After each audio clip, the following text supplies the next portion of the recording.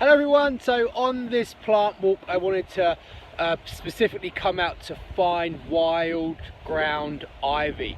Ground ivy is a fantastic herbal medicine. It's quite hard to source in terms of buying it in health food shops or as tinctures, so it's a brilliant one to forage for.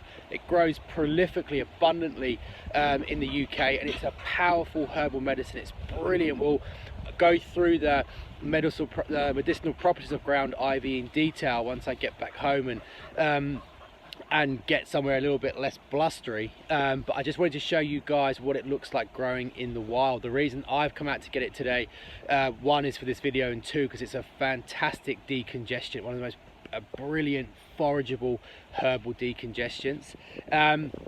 So the actual plant you can see here growing, this is the tree ivy. You can see that there. The ground ivy, like the name suggests, grows on the ground, very different leaves, and it grows prolifically all round here.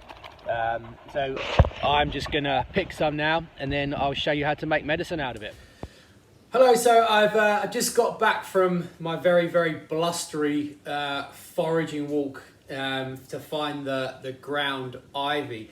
So now we're back home. I just want to talk a little bit about what ground ivy is used for, what it's clinically indicated for, why it's such a fantastically effective wild herbal medicine, and what to do with it once you've got it back. So in terms of the actual plant itself, so ground ivy is perennial.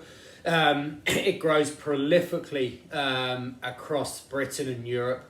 It's a ground creeper, so it's like tree ivy in that it will invade any area.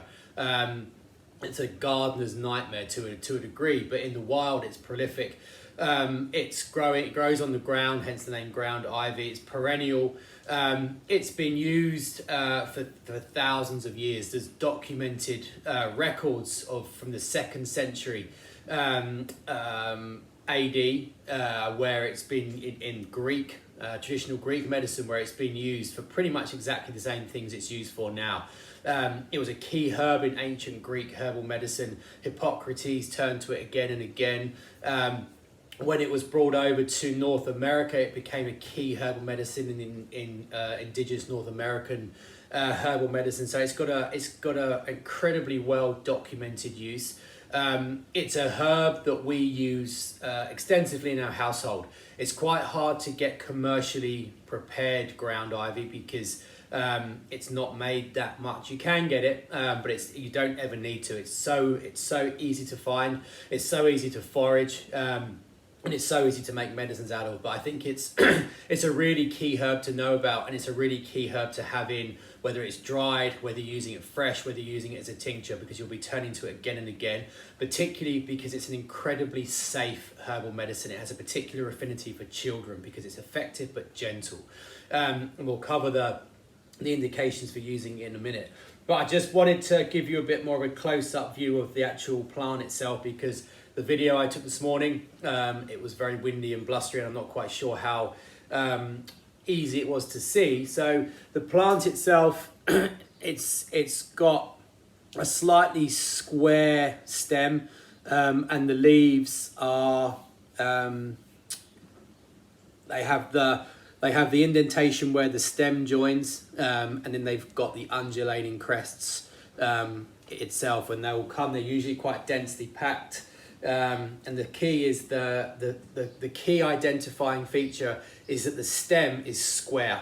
If you snap it off, the stem is square and it's hollow. So there's no identification threats or misidentification threats. There's nothing you need to be aware about or aware of that looks the same and is dangerous. There's a few different varieties of ground ivy, but they're all safe to use internally. So incredibly easy to find.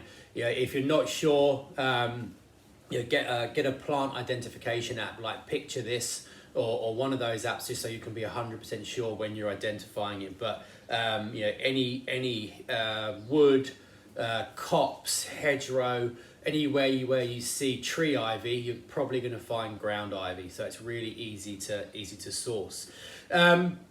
So the leaves, the stem, and the flowers are all safe and medicinal. They all have medicinal properties. So when you're using it to make medicine, you'll typically use all of the aerial parts. You don't need to separate the leaves or separate the flowers. In terms of what it's used for, the reason we use it almost exclusively is if you think ground ivy, think respiratory system. It is just such an exceptionally effective, gentle and safe herb for anything congestive. So for things like colds, coughs, sinusitis, bronchitis, mucus congestion, ear infections, glue ear, anything where there's phlegm, catarrh, and it's antiseptic.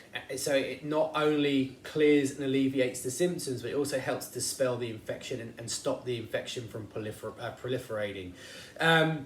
It's brilliant in that capacity as hot teas to clear the congestion out, but it's equally effective in tincture form.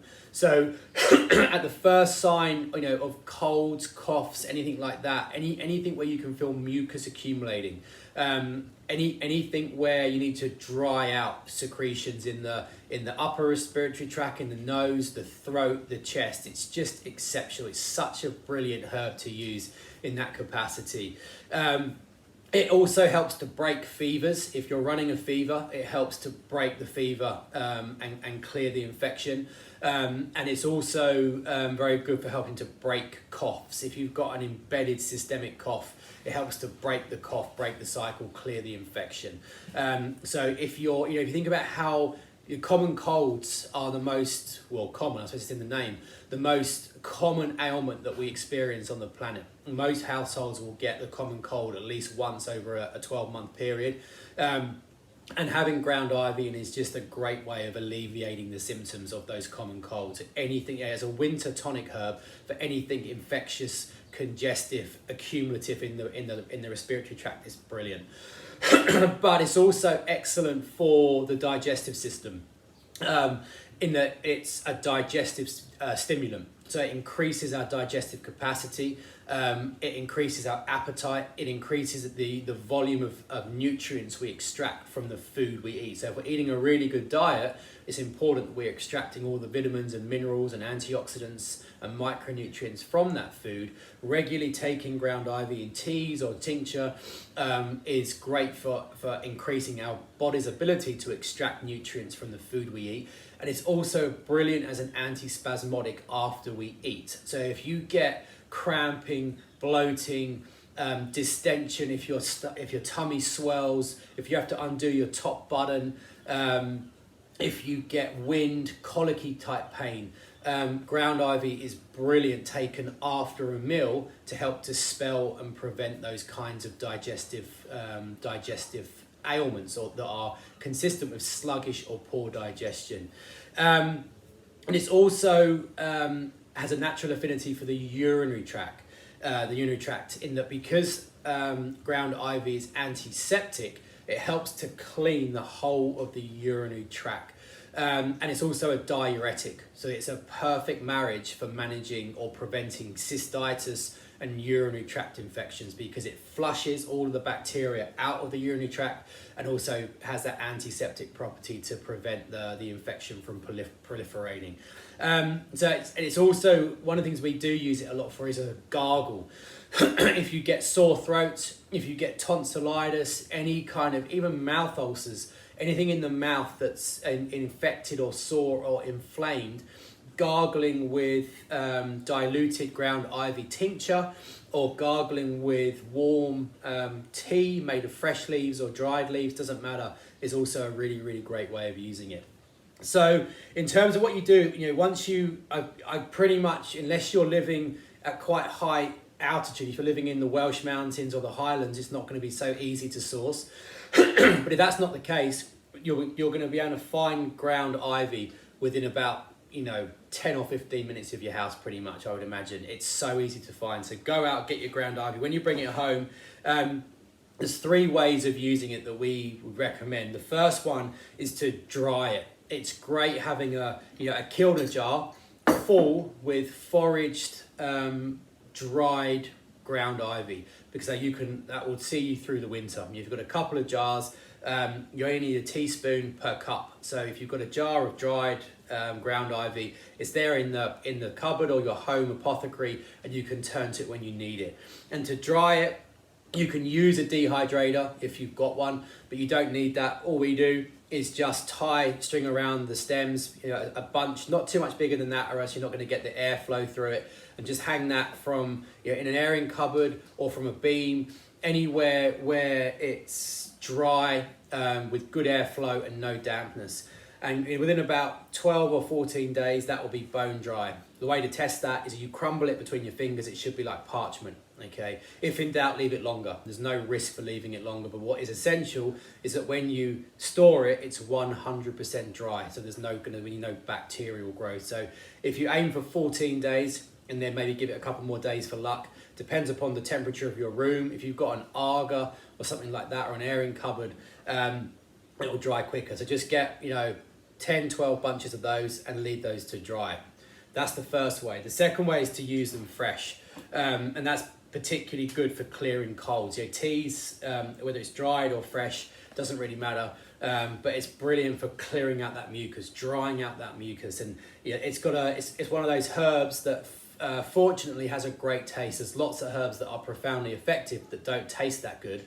Ground ivy is profoundly effective, but it tastes really nice, has a really pleasant aroma, and if you rub it between your fingers and smell it, you get a sense of that taste. It's really aromatic, it's really nice. So all you need to do, you can use the stems, putting that chop it up into smaller bits, so you get more surface area. Give it a bash in the mortar and pestle just to break up its structure, so you get more of the volatile oils coming out. Put 2 teaspoons of the fresh herbs into a cup, pour over boiling water, and leave that to infuse for a good 10 minutes. And try and drink 4, 5, 6 cups a day if you've got an active infection or sinusitis or bronchitis, anything in the respiratory tract that's congestive. And it's like I said, it's one of those herbs that's brilliant for children. It's been used for glue ear and catarrh and blocked ears and childhood colds and things for centuries. Our kids use it. If you put some honey in it to sweeten it, kids love it. Well, they might love it, but they're happy to drink it. So it's great for children. So you've got it dried, so you've got it available when you need it. You've got it fresh, and the other great way of using it, which preserves it, is to use a tincture. And we always tincture ground ivy. We always have it in. We don't ever buy it. I haven't looked for a while now to see if it's easy to source. It wasn't a few years ago. And all you want to do with ground ivy is get your ivy like that. Stems, everything, just make sure you take off any brown leaves or anything that's looking a bit dead, and then just fill your kilner jar up. Make sure the kilner jar is sterilized. Fill it all the way to the top with the leaves, like so. And then vodka is slightly better. You can use vodka or you can use brandy. Doesn't really matter. If you're using vodka, you get more of the taste of the herb. It's probably a little bit better. I prefer using vodka for ground ivy tincture than brandy. It wants to be ideally 40%. Having said that, this one is 37.5, which is fine for this because it's an aerial. We're using the aerial parts of the plant. So 37.5 is fine, but if you can find 40%, it's so much the better. And all you do is just fill the kilner jar all the way to the top. Give it a stir. And actually what you want to do is you want to give it a really good stir, because you don't want any air bubbles in there. You don't want any trapped air in the leaves, because that can increase the risk of putrefaction. Okay, so you give that a really good stir, and then you seal that. It needs to be an airtight lid, and give it another final really good shake. And then you need to, every day, so what is key, if you're using fresh herbs, it's really important. There's a few things that are really important. One is that the herb is always covered in vodka, so it's not going to rot. So as the days go by, as the herb absorbs the vodka, the level drops. So you need to continually top it up so it's higher. And the other thing is you need to give it a shake, and you need to invert it every day. So You give it a shake in the morning and you leave it like that. And you leave it all day in a dark cupboard. The next day, give it a shake and then leave it upside down all day for 24 hours. The next day, give it a shake and then reinvert it the other way. And you keep on doing that day after day after day. And what that does, it ensures that no herb is ever at the top by the air for more than 24 hours. So the herbs that are at the top are then at the bottom, so they're under the vodka and vice versa, and it just stops any putrefaction. And it's really important that you continue to top up the level because it's going to drop considerably. So in between shaking it and inverting it, you leave it in a dark cupboard, leave it in there for about 3 to 4 weeks. Once that time has elapsed, and all you need to do is strain it out through a cheesecloth into a second sterilized Kilner jar. Make sure you give the cheesecloth a really good wring out because when you take these out, they're going to be saturated with the vodka and the medicine. So you want to give that a really good squeeze to get every last drop of the medicine out. And then that tincture then becomes the medicine. That contains the active medicinal properties of the ground ivy. And to use that, if you've got an infection, if you've got mucus, if you've got a cough, cold, 5 mils, so 1 teaspoon 3 times a day, dilute it in a little bit of water. If you're using it to clear digestive spasms, cramping, bloating, distension, use about 5 mils, half hour to an hour after you eat. But if you're using it for digestive problems, using it as hot teas is better. Okay, so whether you're using dried or whether you're using fresh doesn't matter. So it's a really, really great herb to be aware of. It's great because it's so easy to find.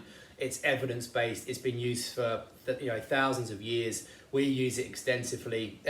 It's easy to make. It's easy to dry. It tastes nice. The whole family will use it. So go out, find some ground ivy, dry some, tincture some, so you've got it to call upon when you need it. And then it's available for you to build your home apothecary with. And I'll see you all soon.